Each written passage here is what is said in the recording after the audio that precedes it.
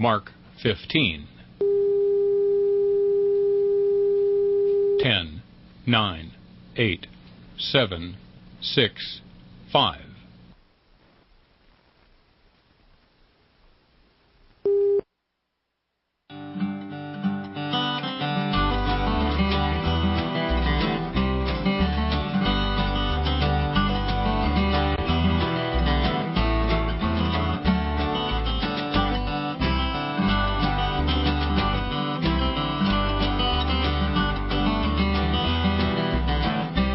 This is RFD Today, a daily look at the key topics impacting rural Illinois.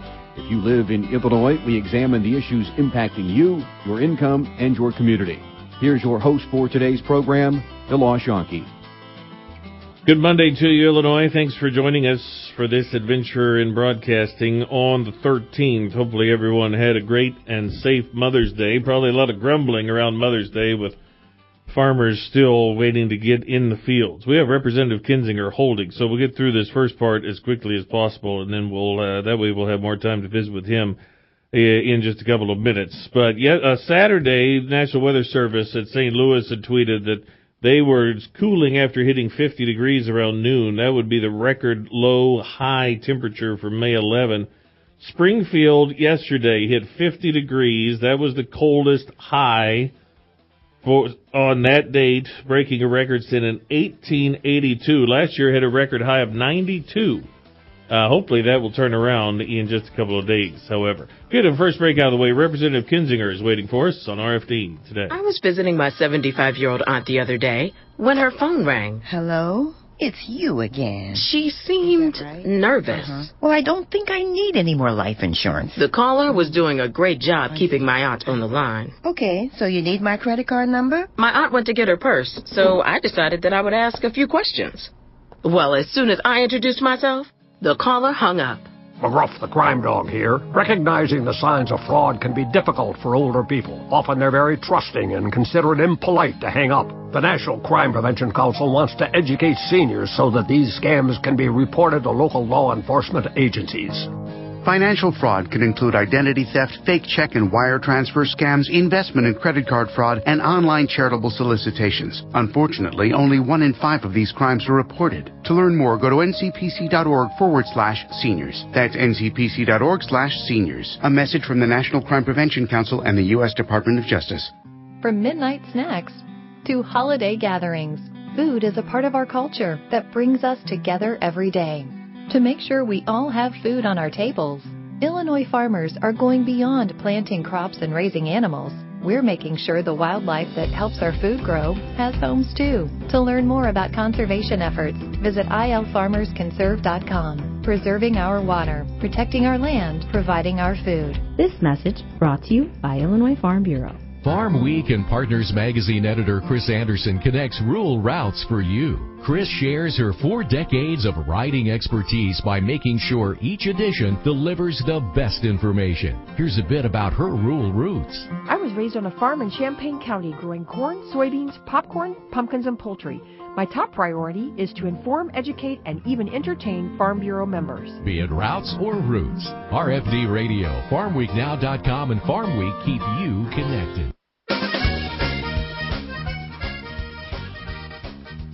All right, welcome back to RFD Today on a Monday, and joining us over the phone, we welcome in from the 16th Congressional District of Illinois. Representative Adam Kinzinger is on the line. Representative, how are you today, sir? Hey, good. Thanks for having me. Happy Monday. Happy Monday, by all means. I have a question for you, talking ag and ag issues. I assume one of the conversations on a nationwide basis is if you say the economy is doing well, you know, the jobs reports keep blowing things out of the water, and unemployment's now 3.6, and the dollar is strong, and yet the farm economy, I mean, we're down again today, we don't have anything planted, and we're singing the blues over here. So right. How does that farm economy make it into the conversation when so many other things seem to be doing pretty well? Yeah, I think that's going to be the key, is just getting it in the conversation. I mean, you know, I remember back in the 90s, my family has farmland in Ford County. And, you know, I remember at one point my dad was wondering if we should just sell it for not that much money because, it was a tough time. And we remembered that. And then obviously the early 2000s were better. And we're getting back to a time that's kind of mimicking the 90s again. It's a number of factors. Obviously the weather right now is not a big favor, but not in our favor, but that's that's an issue out of our control. But when it comes to, things like tariffs, China for too long has abused the trading system. We know this. This is probably a fight we should have had 10 or 20 years ago. But they are specifically trying to hit the ag community because they know it's President Trump's base. They want to make it, they want to make it painful. So, what we need to do is make sure to do a better job, frankly, of bringing that ag discussion into it and the farm discussion into it. And then areas where we can have an impact, like ethanol, et cetera, to continue to make it a better place to do business. Because, you guys know this more than anything. If we lose the family farm, the impact that will have, not just to our quality of life, our state, but to the country is pretty massive. We don't want to end up like some of these countries where it's just massive, corporations that don't own them. Mm-hmm. The, going into these trade wars, there was never a deadline. You certainly didn't want the end date to go too far. And I'm sure that's a lot of the feeling right now. But at the same time, you have one chance. So you want to do it right when you have that one chance. So there's a lot of different things to pushing and pulling in this case. Well, that's right. And, look, I think the Chinese miscalculated when they began to pull back on some of their, intellectual property protections that they had promised. They thought that the president was desperate to just get a deal getting close to the election. And I think the president, I think, the future will tell, but I think he was right to say, hey, we're gonna win this thing, and we don't need to win it to embarrass the Chinese, but we just want to be treated fairly. But again, the problem is, and it's an issue that we have a tough time trying to figure out how to navigate, is, it's our constituents, it's the farmers that are taking the brunt of it by design from China. They can, we have many more bullets in the gun because of the trade deficit, but they have a much higher pain threshold. Their farmers aren't necessarily like our farmers, and their businesses aren't like our businesses. So, we're at a point now where we need the president to win. That's frankly in my prayers and in my political movements. But I think when that finally happens, and ultimately we will win, or we will come out with a better deal, then it'll be good for everybody. But there is no doubt there's some pain in the process. And I guess the area I would disagree with the president is I wouldn't have opened up all these trade fights at once. The Canada, Mexico on steel, Europe. But I think soon we're going to see some solution to Europe. I think we need my friends on the other side of the aisle, to approve the USMCA. That'll be good. That's the new NAFTA. And, they've got to be willing to give the president a win. That's the question I have, is whether or not they're willing to do that. Well, one of the things we certainly do, the value added in agriculture and renewable fuels comes to mind. They have the soybean, the biodiesel credit that needs to get through the ringer again, and also for ethanol for corn. A couple of big issues for Illinois farmers and Midwestern farmers as well. Yeah, that's right. And, it was the kind of advent and explosion of ethanol that's really helped the farms in the early 2000s. It's, good for the environment, obviously great for the economy, and it's good, the byproduct of making ethanol, in many cases, distiller's grain gets sent out and is also a product in itself. But what's happened lately is we've noticed, even under, and I think it's out of the president's knowledge because, obviously he has so many big things he has to deal with, we've noticed many more exemptions for small refineries. And, in fact, it was I think 2 or 3-fold increase in the number of gallons that were exempt from the renewable fuel standard, which has a pretty big impact on our producers, our ethanol and biodiesel producers. So, we sent a letter to Mr. Wheeler and all the Republican delegation did to basically say, what's going on? We have a few questions about why there's this massive increase in exemptions, and hopefully we get some answers to them and at least bring to light what's happening and get the EPA back to a level it should be on these issues. Well, we had a report, I think it was last week, that there were several oil state senators that are asking EPA to lower these numbers, and even to go less than the blend wall. So, 6 years in a row of massive production, and I can understand why the oil state senators would want to do that, but it really shows what farm community is up against, even in D.C.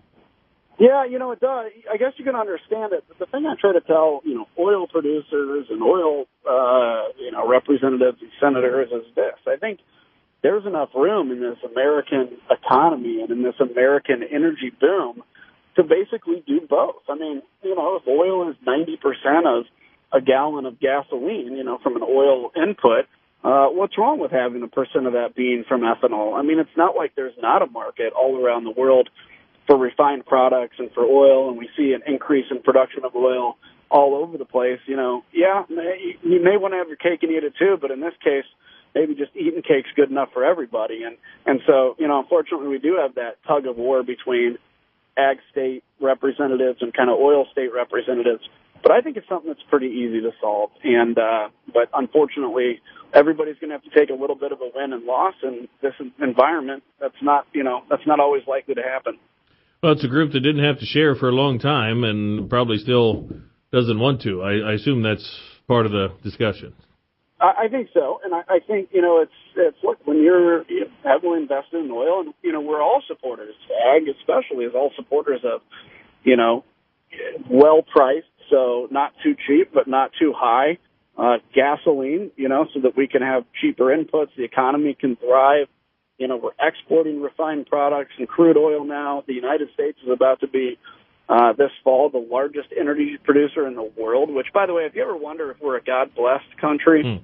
Just think 10 years ago, we always thought we were going to import, and now we're exporting. So there's room for everybody in this. And I think if we can come to an all-of-the-above solution, we can, have all sectors win. But just like that, you got to give up a little bit of the piece of the pie. But population's growing all around the world. There's definitely going to be a market for oil. Hang on. We have a break here. More with the representative in just a moment. RFD Today. With this week's edition of Farm Week, the early word, here's DeLaw Schonke.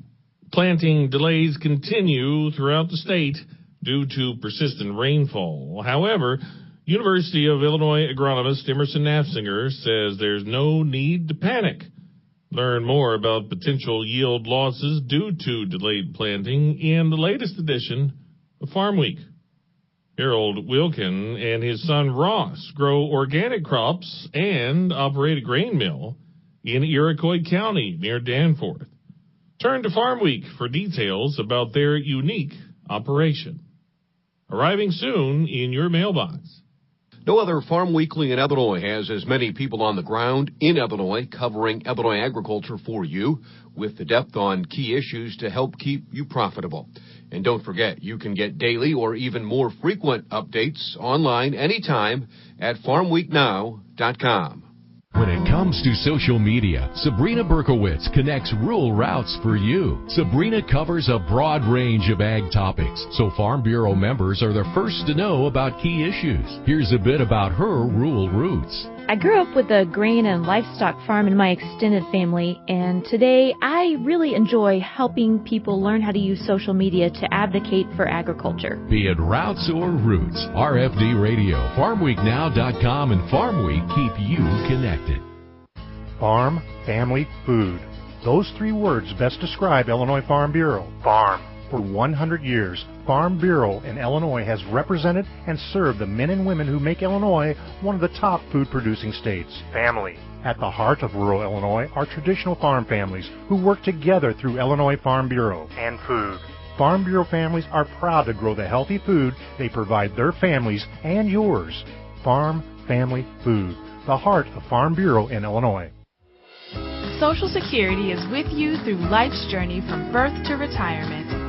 As your life changes year to year, so do your needs. For over 80 years, Social Security has helped to meet your needs and is committed to improving access to the services that make a difference in your life. Today, you can verify your earnings, estimate your future benefits, apply for retirement, manage your benefits, and even change your address, all from the comfort of your home. Social Security's online services help put you in control with secure access to your information anytime, anywhere. allowing you to spend more time with family, friends, or simply just enjoying the day. Social Security, securing today and tomorrow. See what you can do online at socialsecurity.gov. Produced at U.S. taxpayer expense.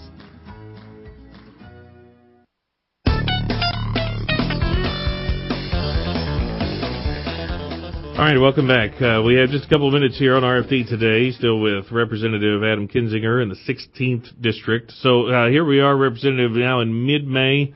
Lots to do in May and June. A lot of heavy lifting, I assume, in the halls of Congress. So hopefully some of these renewable fuel initiatives can make their way forward in the near future. Yeah, that's my hope. It's a different environment for me. This is my 9th year in Congress, and it's the first year where we don't have the gavel. So, determining priorities of the other sides, it takes a little more of a crystal ball than what I used to have to use. But yeah, we've got, obviously ag-related issues, trade, which is in the hands entirely of the administration, which I think I actually kind of believe in the next few weeks or months we'll have some pretty good trade news. And then, of course, we get into budget stuff, which is, and the countdown clocks to shutdowns, and we have debt limit and all this kind of stuff, and not to mention the things that are popping up around the world. So it's certainly a time to be paying attention, but also it's not a time to be, staying 15 hours a day at news because you just drive yourself crazy sometimes, I think. Certainly does. Yeah, no doubt about that. That is interesting that you mentioned, so this is the first time that you don't have the majority. Yeah, I guess gamesmanship is just a little bit different, even after the midterms. I mean, in some ways, we're already looking at 2020 on some of these issues, aren't we? Yeah, we started that in January, and, my hope was that we'd have at least 6 or 7 months where we could do things bipartisan before we turned to the election. That didn't happen. I mean, we're hearing things like the Green New Deal, which would basically, I think, kill agriculture and frankly, kill the American economy. These very kind of left-wing priorities of, in essence, kind of centralized government and bigger government. And, so now it becomes a fight more, what used to be a fight among Republicans about, the level of conservativeness in government has now become a real traditional fight of left versus right or left versus center. And look, I think it's probably in the long run good for the American people to see the two competing theories. And I think ultimately our side will win because this is just not a left-wing country. Do you feel like there are, even in the House, do you have a lot of farm-state connections there, or do you feel that sort of thing dwindling? It is dwindling. I mean, rural population in comparison to urban areas is losing ground. We'll see how this next census goes.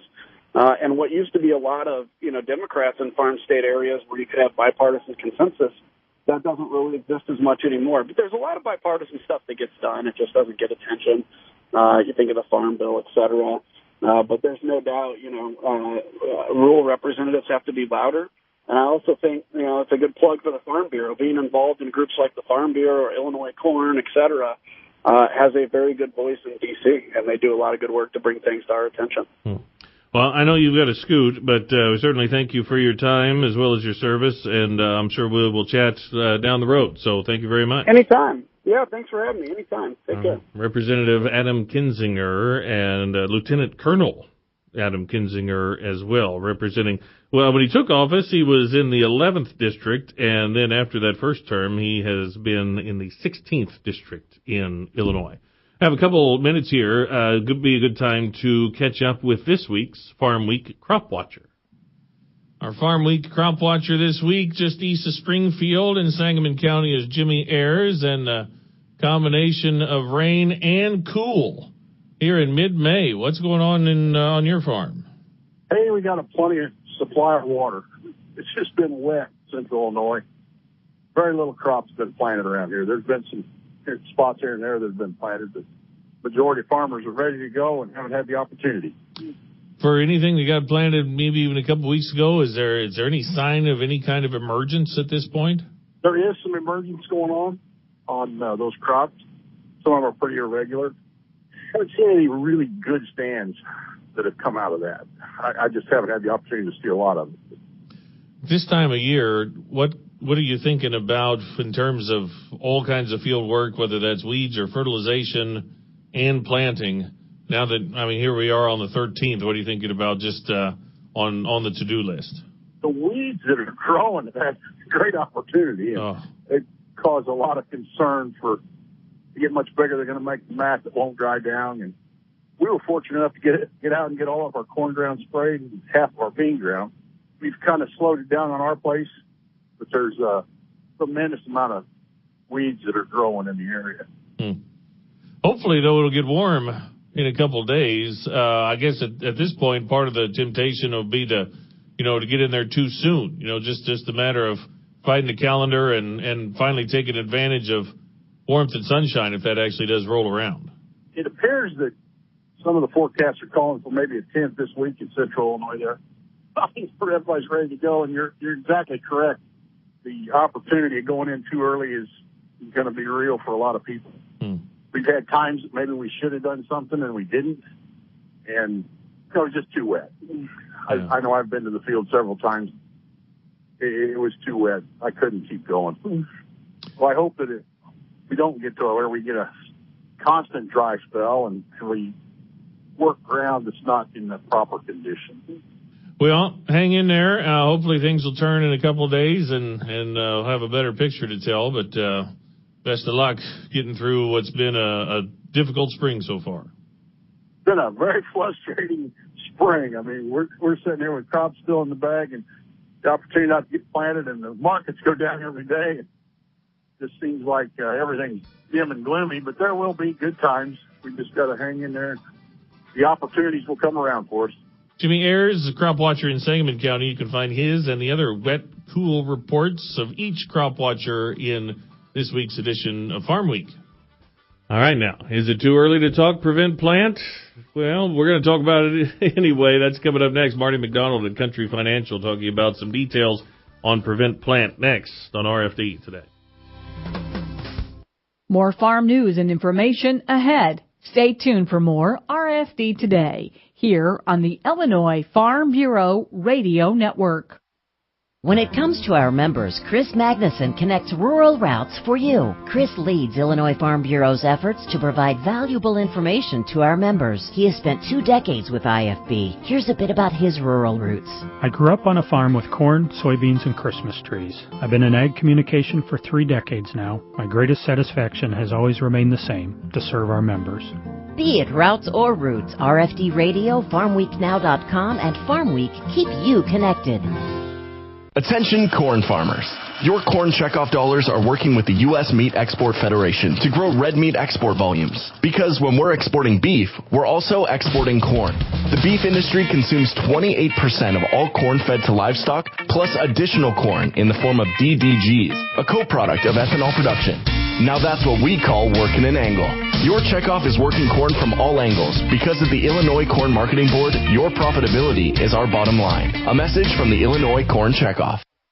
Warmer weather means a longer honeydew list. Your county farm bureau can help you stay on top of your project list and save you money along the way. A Farm Bureau membership offer includes discounts on equipment and supplies from Grainger, plus free shipping on all standard Grainger products. Browse thousands of items from landscaping equipment to power tools. Anything you need to get the job done, Grainger has it. Not a Farm Bureau member? Call us at 309-557-2689. Or visit Illinois Farm Bureau online and join today. Are you preparing for planting season? We don't mean to be a pest, but here's a few things you need to know before you grow. The Illinois Department of Agriculture now requires special local needs labels, including new restrictions for the use of herbicide dicamba on top of soybeans in Illinois for the 2019 growing season. Did you know these additional restrictions go beyond federally approved labels? Remember, the label is the law. To find out more about these Illinois-specific labels, visit ilfb.org/label-aware. Yes, I listen to a lot of talk radio, but I wouldn't call myself a political junkie. I guess that's why I like being a member of the Illinois Farm Bureau. No matter what my comfort level is, Farm Bureau has something for me and my farm. As an Illinois Farm Bureau member, I can pick and choose what's best for me, from reading election news in Farm Week to actually going to Washington. That's enough to make me a policy nut after all. Call your county farm bureau and customize your membership today. All Ag. All Illinois. All Now. There are a lot of smartphone apps out there, but do they have what's important to us here in Illinois? The Farm Week Now app does, and it's always at your fingertips. All Ag, All Illinois, and 24/7 where and when you need it for free. Go to your app or Play Store on your smartphone, hit search, type in Farm Week Now, that's one word, and download it today. Brought to you by Illinois Farm Bureau, where we're all about farm, family, and food.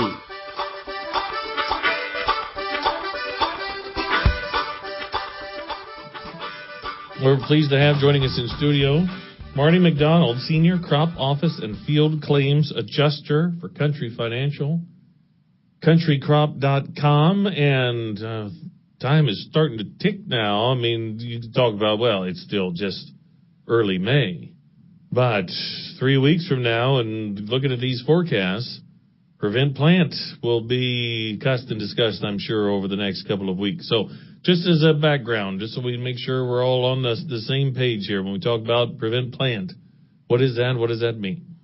Prevented planting is failure to plant the insured crop by the final planting date in the county. It has to be prevented by an insured peril. Our insured peril we're looking at right now is adverse weather due to the wet conditions. The final planting date for corn in Illinois for all counties except the 7 southernmost is June 5th. So anything planted after June 5th could be considered prevented planting in Illinois. Okay, so just about a month. And in those counties, so that line, the Northern Pope and those counties right there, that southern one, that's a little bit earlier? It's 5 days earlier. It's 5/31 is the final date for the southern counties. Yeah, Union County, and there's that straight line there that runs those 7 southern counties. So what kind of procedure takes place on that sort of thing? Because this sounds like there could be a whole lot of paperwork by a whole lot of folks in a pretty short time frame, isn't it? Yes. In a nutshell, prevented planting coverage is what you've done in the past minus what you're doing now. We look at crop history. We take the last 4 years that they've planted that crop in the county and look at the highest number of acres, and that is your crop history. We take how many acres of that crop you've planted this year, subtract that out, and what you have left is your eligible prevented planting acres. So in a lot of cases, this is someone that planted some. I mean, hopefully we're not still like this on the 5th of June. So what we didn't get done by the 5th of June, that's what constitutes that prevent plant. Correct. For an example, if you normally plant 1,000 acres of corn, okay, use something easy for my math skills. Sure, yeah. 1,000 acres of corn, and this year you get 700 acres planted, you have 300 acres eligible prevent plant. So then those 300, then that revenue coverage? The prevent plant claims are paid on the projected spring price. Okay. There is no bump in the fall for the revenue policies. It's like replant coverage is the same way. It's all paid on the projected spring price. But like I said, prevent is what you've done in the past minus what you're doing now gives you your eligible acres. Gotcha. So one of the things that could come up here that farmers, need to make sure they know what they're getting out of this. So we're talking about APH, we're talking about, my 10-year history or, what it is that I should be thinking about, what's covered, what's not. What's covered perils for prevent are just like any other covered peril for any other federal crop type of loss, a production loss. We look at, like I say, their APH acres, their insured acres for the last 4 years, and we subtract out what they planted this year. Yeah.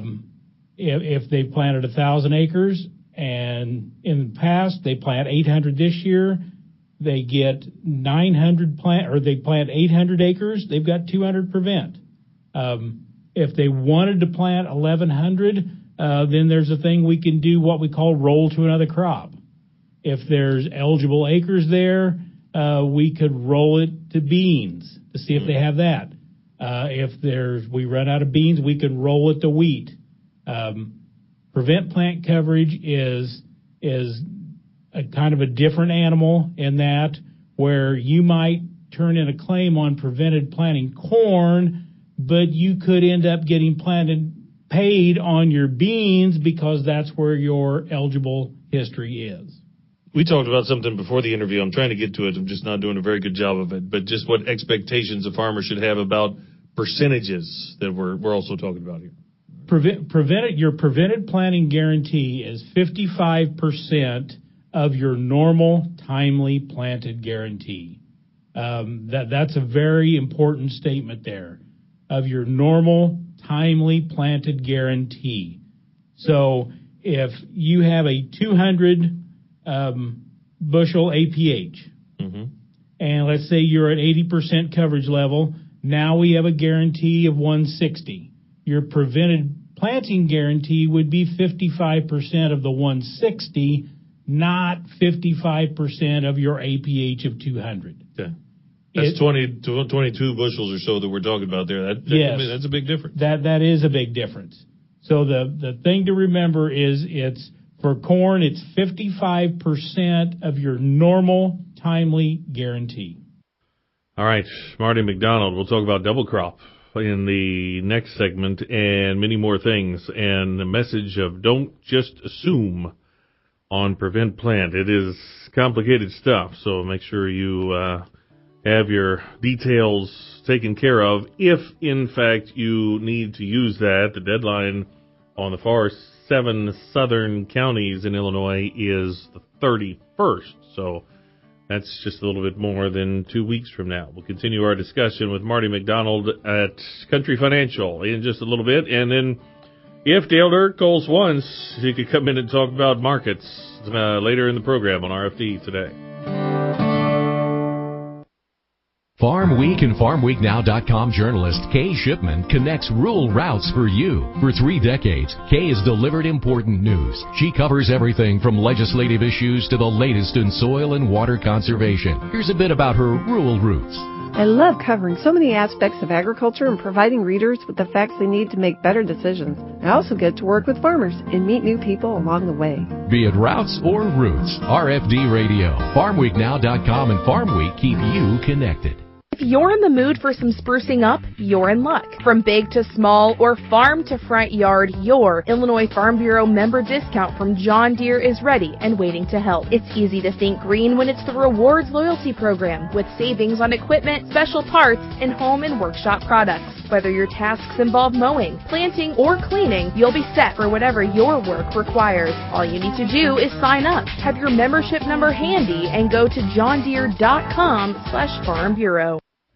Let's check the markets on the RFD Radio Network. I'm DeLoss Yankee. We're off the lows. Early in the morning, we were down 7 to 8 for corn, 16 to 17 for soybeans. At the moment, July corn down 4.5, 347 1/4. September down 4.5, 356 1/2. December down 4 1/4, 367 3/4.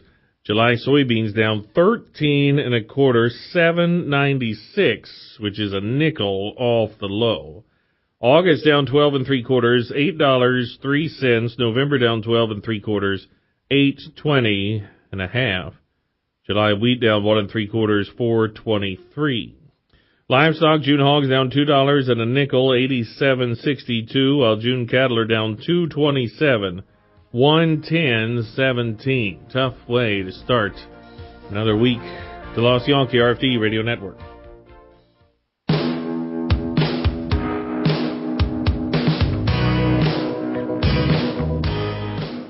All right, welcome back to RFD today on a Monday. I'm DeLoss Yankee, continuing a discussion with Marty McDonald at Country Financial, talking about prevent plant should it become necessary this year. So do we have to wait for May 31, June 5? we can talk about speculation all we want, but what kind of time frame do we have once those deadlines actually hit us?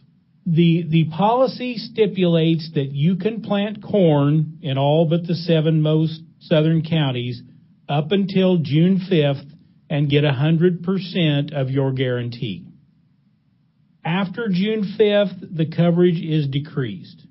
So within the policy says if we can get 100% guarantee up until June 5th, you can't turn in a prevent plant claim till then. It has to be after June 5th where you still can't get 100% of your guarantee. And then if you're in a situation where it's general to the area, it's a covered peril, after June 5th, when you can't get that 100% coverage, you can declare prevent plant. Because at that point, hopefully, I'm still in the fields planting. Because times are certainly precious at that point. Yes. And so I don't want to spend my whole day going to whatever office. Yes. So hopefully we can do these sort of things over the phone. To an extent, I guess. To an extent. Anything with prevent, I suggest if you have questions, call your agent, call your adjuster. Don't assume how it works. Don't think, common sense dictates. Get the real deal from an adjuster or an agent. There's some rather peculiar rules, it seems, for this stuff, and assuming the way it works could be a disastrous thing. Right. Yeah. You don't want to leave this sort of thing to chance or assumption. No. Get a hold of an adjuster or your agent, or you could call our crop claims department here. The phone number is 309-821-2261, and we would have answers for you with any questions. This is a different deal because we've been doing some comparisons with 1993. You think about floods, and 93 comes to mind. There was no prevent plant in 93. So just in general, how is having prevent plant better than what farmers would have had generations ago? The prevent plant coverage has been out about 20 years. I don't know the exact year, but late 90s is when it came out. I think probably the floods of 93 were what got something started thinking about this down the road. But the coverage for prevented planting is kind of bare bones. There's not much there. It's designed for when you can't do anything else. It would bring some money in to pay taxes, to pay rent, things like that. It's not a good place to be in, but there is coverage there if that's the hand you were dealt. Mm-hmm. Especially from a case of soybeans, then, if I'm thinking about what's guaranteed and what my prices are, I mean, who knows what price could be in June. But this could really also dictate what I even put in the ground, I would think, at this point. So how much of that do you talk about with your crop insurance folks versus your certified crop advisor, those kind of decisions that you might have to make? Yeah. Once we get to the final plant date and we've got a covered peril, the insured can no longer get 100% of their guarantee. They can declare prevent plant. Then, that you get into a business type decision. When is too late? That varies farm to farm, county to county. That's what is the best thing for their farm. I hope it's a situation we don't get into, but if we do, there is coverage with the prevented planting. And with the soybeans, the coverage level of prevented planting is 60% of your normal timely guarantee, as opposed to the 55% for corn. By the way, just in case someone were to wonder about this, double crop and prevent plant don't go together. Because I'm maybe planting July 1 on double crop, but that doesn't count for what you're talking about. Yes, double crop beans are covered under prevented planting. Really? Yes. I would not have guessed that. I would have assumed that was some sort of asterisk or something. Yes, and they are a special kind of deal when it comes to prevented planting. There's extra complications there, extra hoops to jump through. That is the most complex part of prevented is double cropping on the beans. Gotcha. So if you have a go-around this year just on first go-around soybeans, hopefully not as complicated, but still plenty to have to understand. Correct. All right. So folks have questions, got the number here, plus I'm sure county agents will be or local agents will be all over the place. Yes. Different parts of the state this year. We're here to help. That phone number again is 309-821-2261 for Country Financial Crop Claims. Final thoughts while we're talking about this. The best thing that I could say is don't assume the program works this way. Don't assume anything. If you have a question, if you've never been through this, and just because something works for your neighbor Charlie doesn't necessarily it's going to work for you. Or something that he can do, don't assume you can do that also, because people's APHs are different. People's histories are different. Prevent plant is a very hard thing to just give broad advice on. Every farm is different. Every policy is different. It's very specialized coverage, so if you have questions, get the answers for your specific operation.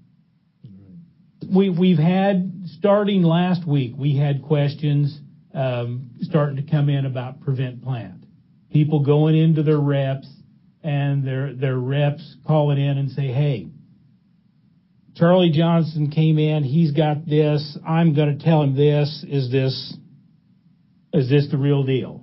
And the agents are very well educated with this stuff, but they call in to us just to make sure, because there is a lot of complicated stuff here. Marty McDonald, I believe, so Marty was talking to both Dan Grant and I. Dan writes for Farm Week, and I'm pretty sure he said last year there were about 100 prevent plant claims, and about 50 of those actually were processed.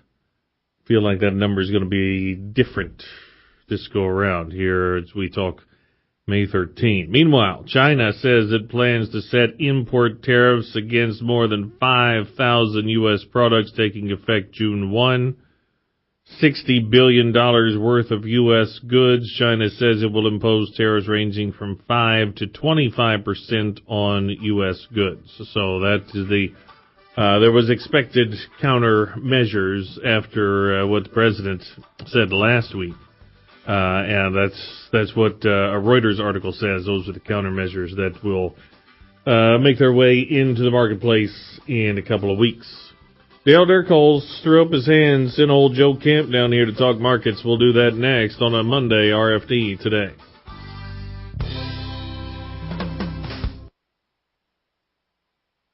Let's check livestock markets on the RFD Radio Network. I'm DeLoss Yankee. Last week, Fairview Sale Barn had almost a record inventory. 3,220 head of cattle going through the sale barn. Second largest total ever in 1 week's time. And on feeder steers, they had more than 2,100 feeder cattle go through. A pot load of 775-pound steers averaged 145.5. 795 was 144. Six-weight heifers in a range from 128 to 148. The average was 131. Seven weights 115 to 130 with an average of 121. Illinois direct hog market was steady Friday, $51 to $57 a hundredweight. Sow market was also steady, 50 to 59 on lightweights, 56 to 65 on heavyweights, light boars with a top of 32. Get more at farmweeknow.com. DeLoss Yankee, RFD Radio Network. How do people benefit from raising livestock here in Illinois?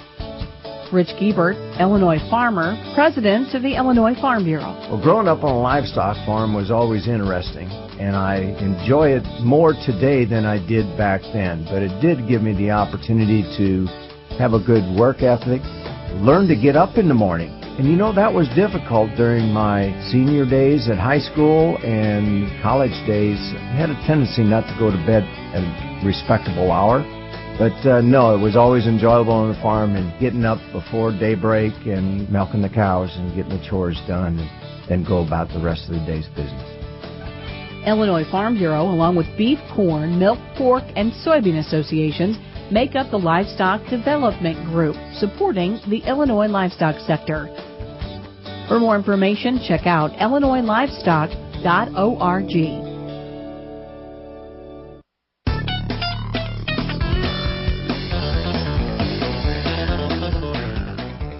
Look to Farm Week's Livestock Special Edition, publishing June 17, featuring the latest developments in livestock, as well as providing an outlook for market prices and meat consumption. And be a good place to advertise, by the way. In fact, 800-676-2353 is the number to call to reserve your advertising space today. Joe Camp at AgriVisor joins us now.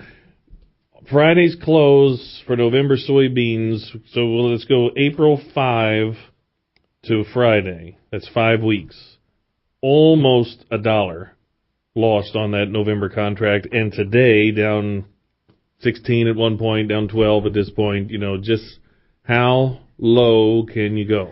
Right, $1 down in 5 weeks, that adds to $1 basically of losses that we incurred almost immediately last summer when the trade war kicked off, the tariff war, now a full-blown trade war. There's no doubt about it. We have tariffs in place. They were escalated up from 10% to 25% on Friday. The Chinese have retaliated, announcing more than 5,000 goods, which will have increased tariffs against the U.S., so the trade war continues. The standoff is still ongoing here, and the market's still going down. Still going down. We have December corn, 367 3/4. November soybeans around 820. So one of the things about this whole thing with soybeans is also, I guess, some assumption of more acres. Fewer corn acres, more soybean acres. I mean, the funds, I assume we're only just talking about acres at this point. That was the idea, but we've seen a major adjustment in the soybean to corn multiple already, with the anticipation that we will have corn acres switched back to soybeans. It was the intention that we'd plant more corn because of the trade war putting a dent in soybean prices last year.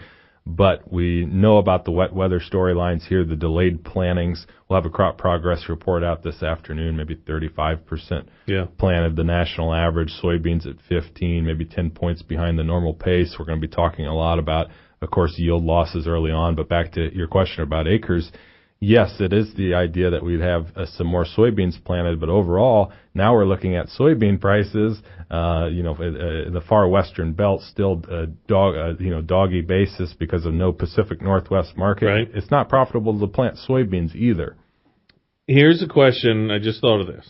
Okay. Because the president had thrown out in a couple of tweets where they're talking about, hey, let's take all this tariff money we're going to make, and we're going to give, what if we gave this amount to the farmers to buy commodities and then give them around the world, which is flawed in the beginning because we just don't send them, they don't have processing, all that stuff. But there were already teases in there for maybe a second round of some help. Well, last year we got a penny for corn and $1.65 for soybeans. So do you even put any of that possibility into play here? Well, maybe I should do different soybean acres if there's going to be more help coming that way. Can you even try something like that? It doesn't seem to me that you're going to be able to outguess, the outcome here. And for that reason, yes, we will expect a new trade relief package to be developed if we don't have any immediate progress in trade talks, which it doesn't look like we will. Maybe some salvo of hope here in the upcoming G20 summit if President Trump can meet with Chinese President Xi and come to terms. But the back and forth, as it looks to continue, should continue to pressure prices in a way that, will absolutely influence acres here and will influence, I think, the way we make decisions marketing, for the next several months and even years. And part of that impact will be something that comes from the influence of a new trade program, but we don't know how that looks. Yes, the last program was a simple payment made directly to farmers? Will this one be a direct commodity purchase in a bigger way? We'll see. Hopefully that maybe provides some support to the market going forward if we have this idea that we could have, the CCC type of program back in place to relieve us of some of these burdensome supplies. But as I think you're alluding to, they go somewhere. So they'll stay on the world balance sheet, if you will, and it is very hard to clean out the backlog or the excess of supply that we currently own here in the United States by just shipping beans or even finished products to underdeveloped nations, as was suggested. All right. So I was trying to think. So just before Memorial Day last year, November soybeans were, I think, 10.56, 10.54, somewhere like that.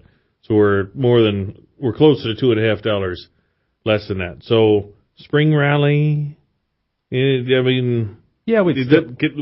still halfway through spring, but right, we haven't had anything yet. No, we haven't. And to put into context the negative Chinese influences, the negative influences from the USDA and that excess supply that they continue to keep finding on these crop reports, well, we have to put that in the light of maybe there can be still a spring rally had on the back of a weather market like we normally get at this time of the year. We know about the weather problems to date, and if those look to continue, as I see the long-range forecasts tend to suggest, then I think we will start to get some folks riled up about the loss of acres, the rise of prevent plant, and just generally the drag on yield that we might already be experiencing because of late planting. A drag on yield. So that the 176 bushels an acre, which USDA gave us on Friday, I already threw up my hands on that one. But what number are they supposed to give you? Right. As an alternative? Well, they're going to start out with a trend line yield, and so we can't necessarily argue too much about, you got to factor in the weather at this point, because they don't have to. But instead, that still looks awfully high for even a model calculated trend line yield. If anything, it can go down from here. Boy. And you don't want to say, well, I hope so. No, and farmers can still achieve that yield too, but it just seems like a high spot to start. Joe